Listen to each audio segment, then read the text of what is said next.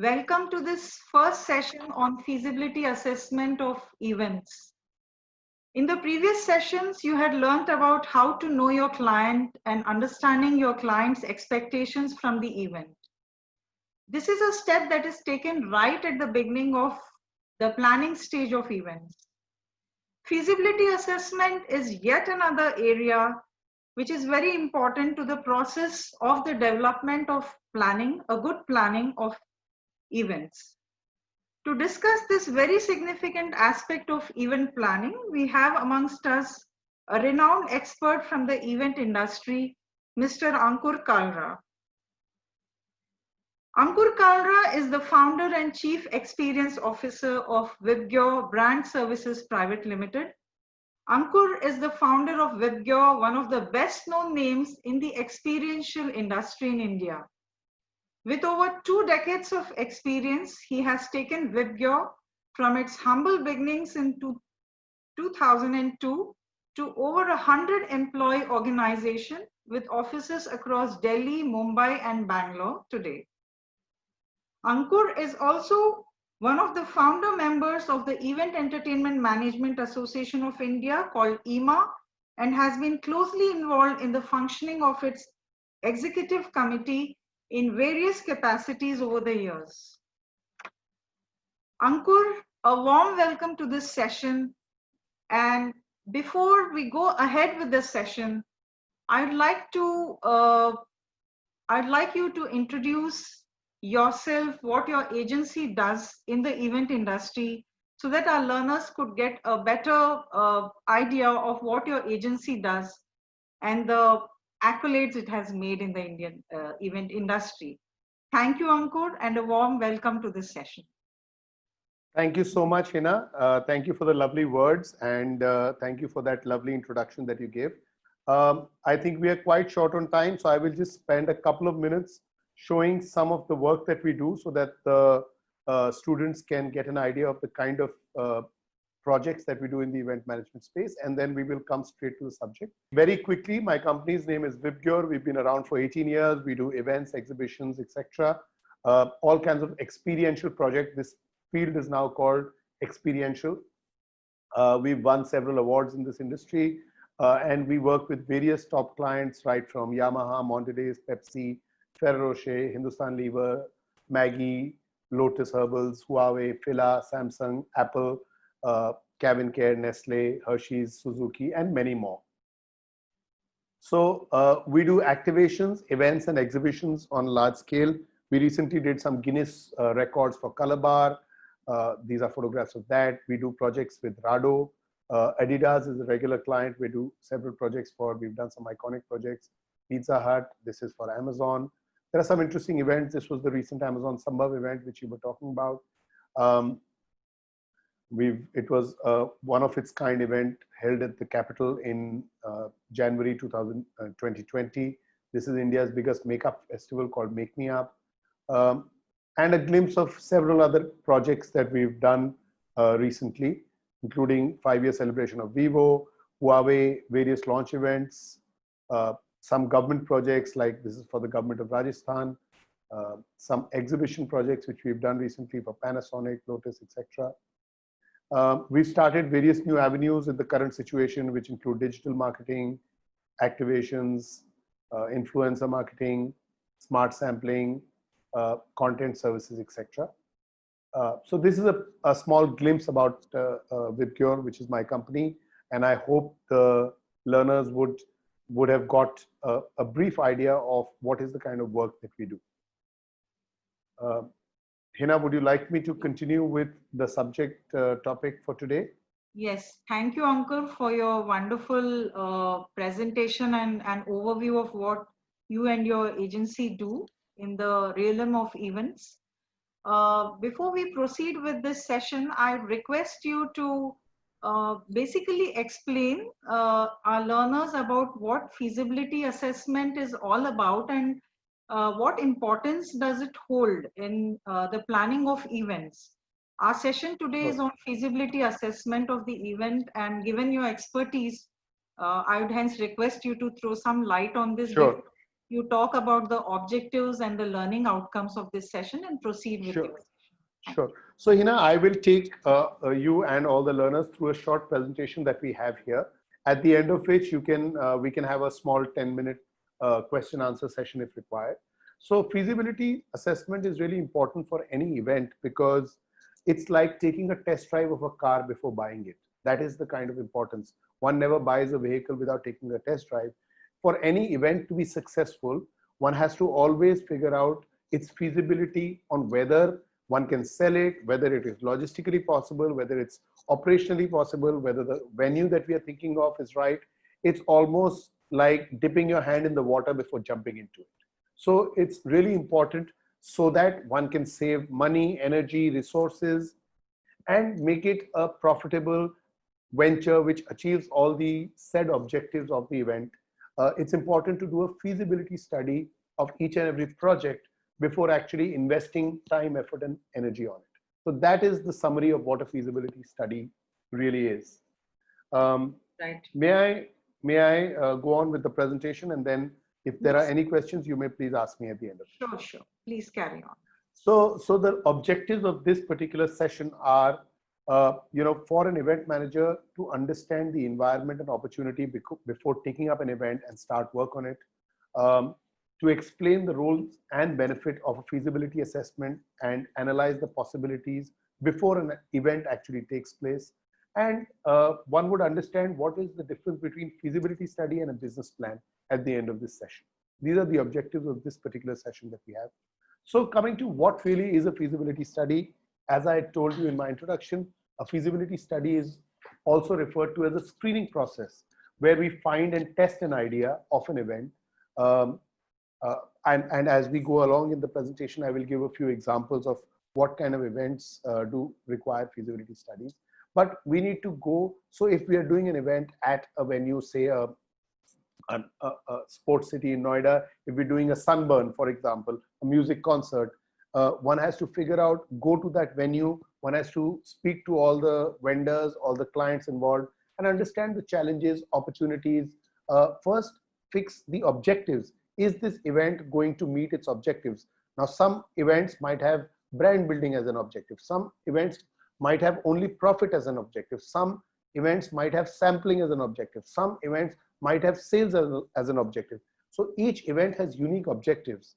We need to first create a list of all the objectives of the event and then do a feasibility study of whether that event will meet those objectives or not. Mostly it's a combination of several objectives that brings success or failure to an event.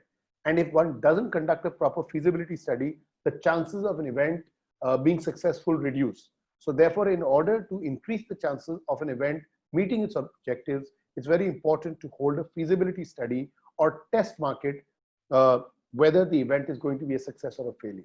So it's about try before you buy. If we want to buy something large, something big, we always first buy a small sachet of that same product, right? That's the same process that we do with an event. If we want to buy a huge bag of or a huge jar of coffee, we'll first buy a 100 ml or a 100 gram or a 50 gram pack. If we like the taste, then we will go and make our big purchase. That's the same case with events, where we need to first get an idea of whether this event is possible, feasible, profitable, and does it meet all the other objectives that we have laid out for it before we actually invest all our time, energy, money, resources into that event. So it requires an evaluation of all the resources that are needed and an understanding of what are the limitations. Every event we are talking about an on-ground event, and every event, every venue, every location, every project, every concept has several limitations. Those limitations could be from logistical, government, permissions, target audience. If you're doing an event in Rajasthan, you will have different limitations. Maybe those limitations are related to the heat, to the climate. Okay.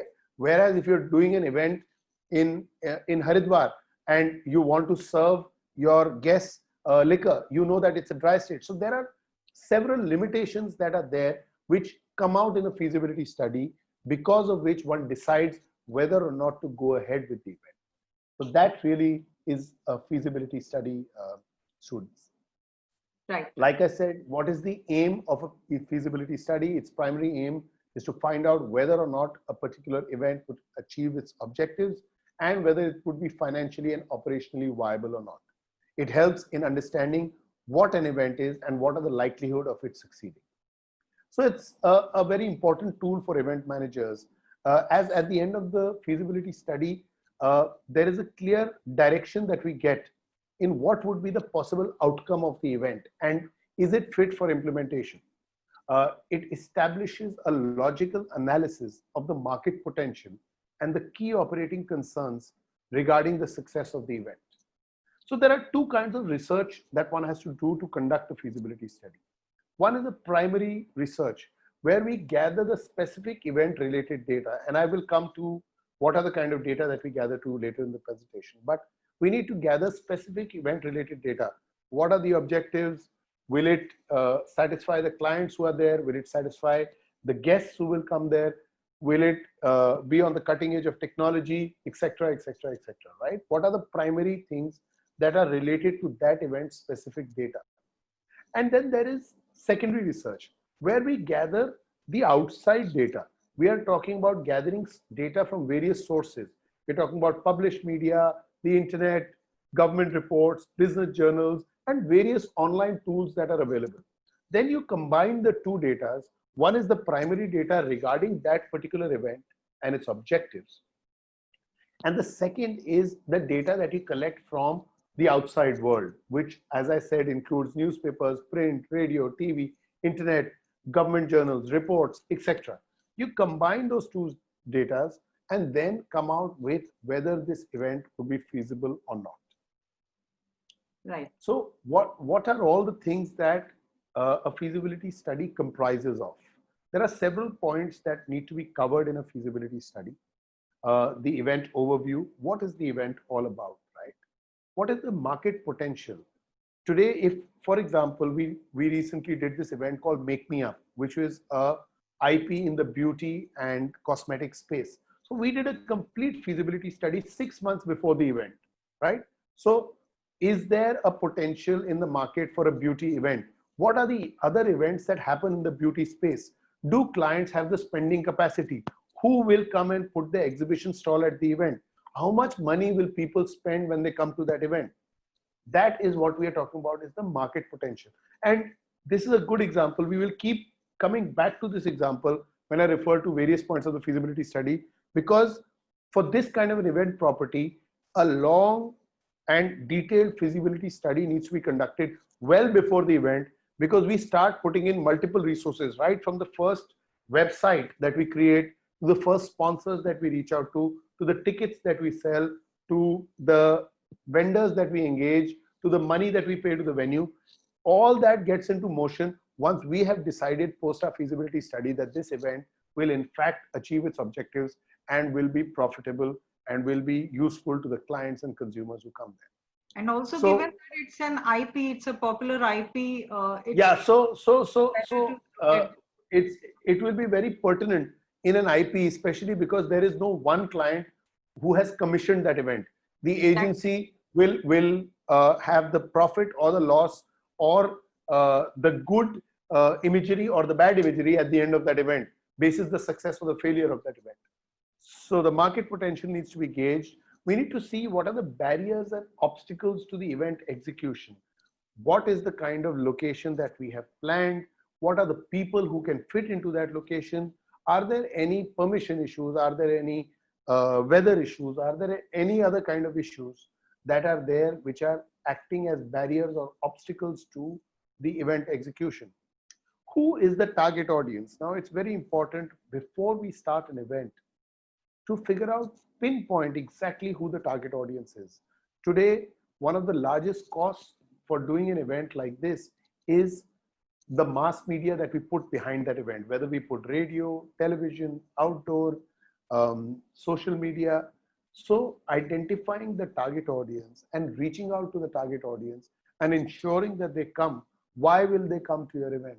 So there are several questions that we use. I mean, while we have listed down various theoretical aspects here, I ask my team 4 or 5 questions when I ask them to conduct a feasibility study. The first is what? What is the event all about? The second is who. Who is the person who is going to be coming there? The third is why. What is the reason that that person has to come there? So what, who, why, where, and how. Okay. So what is the event all about?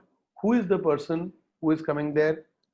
Uh, why will the person come there? A reason for that person to come there. How how is it that we make the experience of that person who is coming there the best? And why is the event going to be a successful event? So one has to answer all these questions, and all of these questions in some way or the other are answered by these points that are part of the feasibility study, right? So what are the barriers and obstacles for the event execution? Who is the target audience? Is there a marketing and sales plan in place? How do we market the event and how do we sell the event? These are two interrelated but concepts which are connected to each other. What is the competition analysis? Are there any other events that happen in this space? Does the client and the audience have other options? What is it that they are willing to pay for those other options? What are the other offerings that are there available in the market, and how is my event going to be better than those offerings? What is the pricing strategy and profitability that is expected? This is the crux of it all, right? If my event is a financial failure, however good the experience is, I will not repeat that event. So at the end of the day, for it to become a reality, it has to be a financially viable event.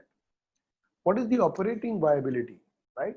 What are the kind of factors that one has to see? What is the size of stage? What is the size of backdrop? How will the entrance be? How will the people register? What is the entire show flow of the event? And finally, the ROI and the expansion possibilities. If I have spent 100 rupees in doing that event, what is the return that I'm getting on those 100 rupees?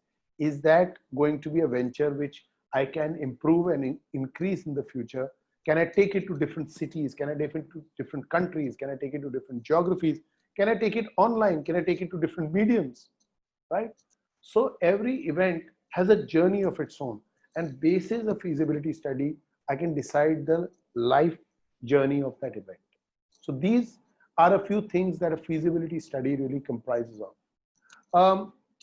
Next are a few slightly technical things which will be discussed actually in the next session, but I'll just read them out. So there are different kinds of feasibility studies that need to be carried out. And in the previous slide, I've actually covered most of them. So the first is a technical feasibility study, where we talk about the technical aspects, a schedule feasibility study, a cultural feasibility study. If I am going to Rajasthan and I am doing a competition for swimwear models where their cultural identity does not allow them, the event will be a huge failure. So it's very important to understand the cultural nuances of the region or of the target audience before we actually do an event. And the last and the most important, of course, is the economic feasibility study. So these are the different kinds of feasibility studies that need to be carried out before a successful event. How is a business plan different than a feasibility study? A business plan is normally a large, longer term thing. It's a larger document where it sets the direction for a business. It's important for securing finance and achieving long-term business goals. A feasibility study is an investigative tool that is for a specific project deployment, right? If I'm creating a 10-year plan for Sunburn, that this is how I will open a YouTube channel, this is how I will take it to different cities, this is how I will plan the business, this is how I will get investors in. That is a business plan. However, when I'm planning my next Sunburn event in Goa, I will conduct a feasibility event of that particular event, a feasibility study of that particular event, saying that, okay, 5,000 people can fit into this venue. Each person will pay a ticket of, say, 10,000 rupees. I will tie up with these 4 hotels, provide them. So that is the difference between a business plan. Business plan is a long term, has a life of over 5 to 10 years, goes across mediums. A feasibility study is specific to one event and tells us about the success or failure of that particular event. It is an analytical tool that includes multiple scenarios and determines viability. After this, a company decides to proceed or not proceed. A business plan is a long-term thing which I show to investors, which I use to secure capital and see whether it's meeting my long-term business goals or not. So that, in a nutshell, is the difference between a feasibility plan and a business plan and a feasibility study. So there are various steps in a feasibility assessment: the identification of an event framework, analysis of alternative ways of achieving event objectives. If, for example, for Make Me Up, if we had said that instead of doing it in one venue, we want to do small master classes in smaller cities where we would have 50, rather than getting 1,500 people in one venue, can I have 10 events of 50 people each? Will that be a more profitable and a better way to achieve my objective? That is the kind of analysis that we do when we are doing a feasibility study, right? Then we do a repeated testing of viability at each step. If I get 50 people in 10 cities versus 1,500 people in one city, which one is more viable for achieving the event objective? Which one is more sustainable in the long run? Which one is more profitable in the short run? All these things need to be tested. We need to do a hypothesis and then come to our conclusions based on that hypothesis. And finally, once we've done all these things, then we deploy the event plan and we decide whether we are going ahead with the event or not and get into the execution phase. So what are the things that are required? Who can carry out a feasibility plan, right? In my opinion, there are three critical things that are required for carrying out a feasibility plan. They include skill, knowledge, and experience. What is the difference between these two? Skill is the ability to put together an event in terms of your technical skills, in terms of your expertise. Knowledge is the knowledge that one has gained in that area by practicing it, by studying it. Each one of the students who's listening to this program is going to gain knowledge out of this program before the end of this program. It's largely to do with the theoretical aspect of the business, right? To know how to do the costing, to know how to study a venue, to know how to study the laws that are around that venue, etc. And the third and the most important aspect is the experience. A lot of times that is where a feasibility study really helps. For example, when we were doing Make Me Up, we had originally planned it in an open venue. We were speaking to some of the vendors to put up a nice shamiana and a pandal and doing it in a huge venue 6 months before the event. When we spoke to one of the vendors and we told them that we are talking about the 17th of December. He said, you're doing your event in Gurgaon on the 17th of December. Around that time, it usually rains and we should definitely do it in a covered area. Now he had the experience. He said every year around the 15th to the 20th December, it rains in NCR. Now, there is no amount of knowledge or skill. When we checked on the Google platform, it said that it's not going to rain. But that person's experience when we were doing the feasibility study helped us convert that event into a closed venue, and it did rain on those 2 days when the event happened. And we were saved. Had the event been held in an open ground, the entire event would have been a failure. But only because of the experience of a person who advised us, we were able to salvage our event. So you require skill, knowledge, and experience in order to carry out a feasibility study. I think I'll go a little faster. We're running out of time. But what are the benefits of a feasibility study? It helps in identifying the risks of failure and assists event managers in decision making regarding the event before implementation. You do not go through the entire process of implementation and then realize that you had actually made a mistake. It provides supporting evidence for recommendations, demonstrates the strengths and weaknesses of the event concept. When we go to clients to sell it, for sponsorship, for various things, it provides the documentation, it provides the evidence that we have carried a feasibility study and our event will be a success basis this study. It analyzes the business idea in depth and it provides greater clarity on the event concept and objectives. While doing the feasibility, sometimes we sharpen the event concept and objectives. and it allows the promoter or the event manager to make far better informed decisions on the event concept related to logistics, finance, um, profitability, resources, marketing, human resources, and managing the entire event.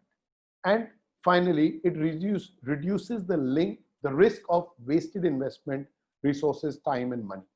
So these are all the benefits of carrying out a feasibility study. And very often, a lot of events get cancelled when the feasibility study is done.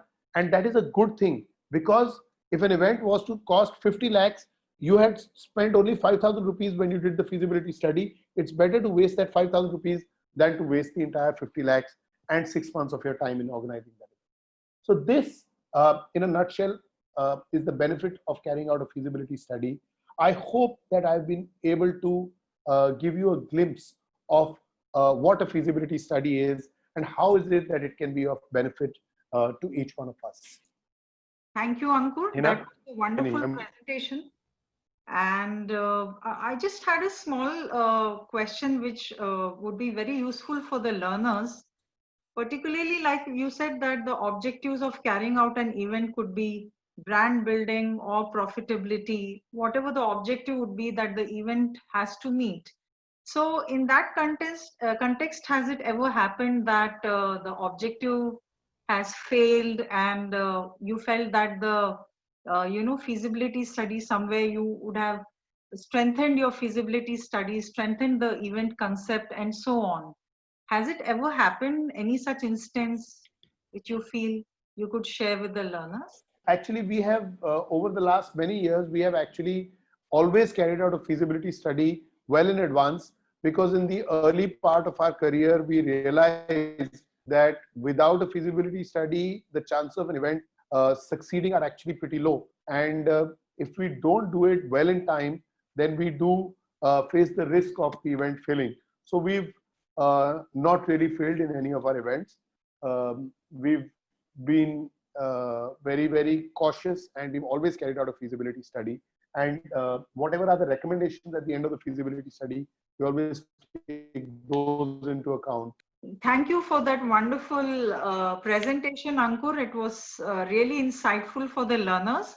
And we got more insights on the why, when, where, how, and for whom the feasibility study has to be conducted. Also, So you these 5 questions, if they are answered, we can be rest assured that our feasibility study is complete. And I think that in a simple way, these are the 5 questions that one has to really address in a feasibility study, and then the chances of an event succeeding are very high. And also, it is very clear now that the basis of a feasibility study explains the journey of an event, very rightly put by you. So, learners, that was Ankur Kalra for you, who had given you wonderful insights on feasibility assessment of an event. Stay put. We will be back in the next session with more on feasibility assessment of events. Thank you so much. Thank you. Thank you so much. Thank you for listening in. Thank you.